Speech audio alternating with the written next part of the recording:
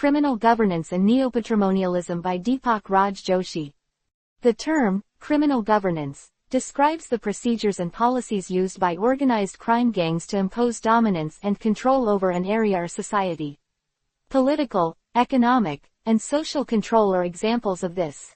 These organizations frequently fill the power vacuums created by ineffective or dishonest official institutions by offering services, upholding laws, and preserving order in ways that may mimic or replace those of the formal government.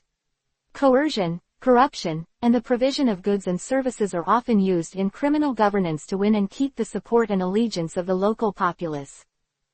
Criminal governance aims to build political capital for future use, allowing it to seize control of administrative, judicial, and regulatory structures, reinforcing its territorial influence.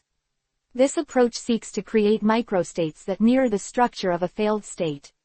The rule of law in the country, human rights, and democracy are in danger. There is no security of life, property, and dignity. Organized crime and corruption continue to impede Nepal's development. A democracy that fails to protect its citizens from all forms of violence is fundamentally flawed and should not be upheld. When democracy is marred by violence, it undermines its principles and delegitimizes the state, leading to a breakdown of order and stability. Neo-patrimonialism is a form of government in which public servants combine official bureaucratic networks with informal personal networks to make use of public resources and power for personal benefit.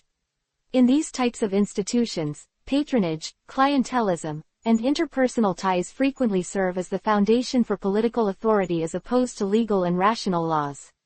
Public and private interests merge as a result of leaders using state resources to punish opponents and reward supporters to stay in power. Widespread corruption, ineffectiveness, and a lack of accountability within the government may come from this.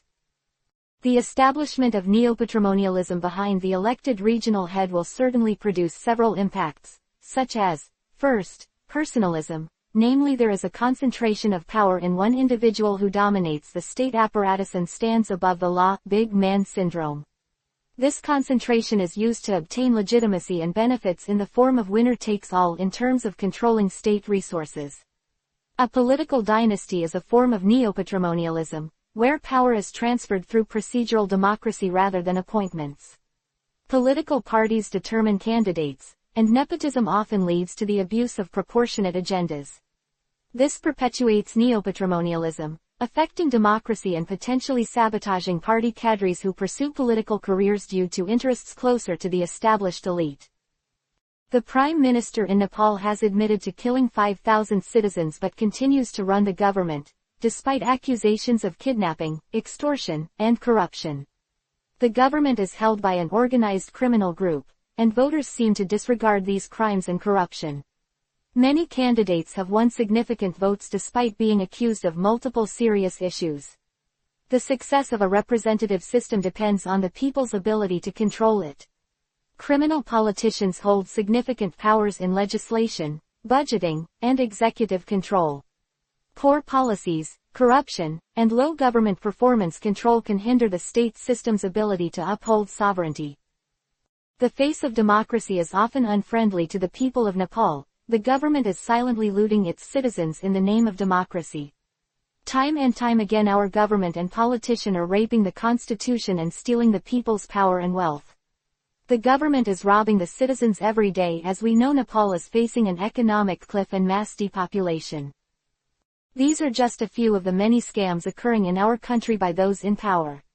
Lauda scandal, Damia scandal, Chase Air scandal, China Southwest scandal, Airbus scandal, Widebody aircraft purchase case, Gokarna forest resort lease case, security printing press purchase case, Melamchi water supply corruption, Sudan scam.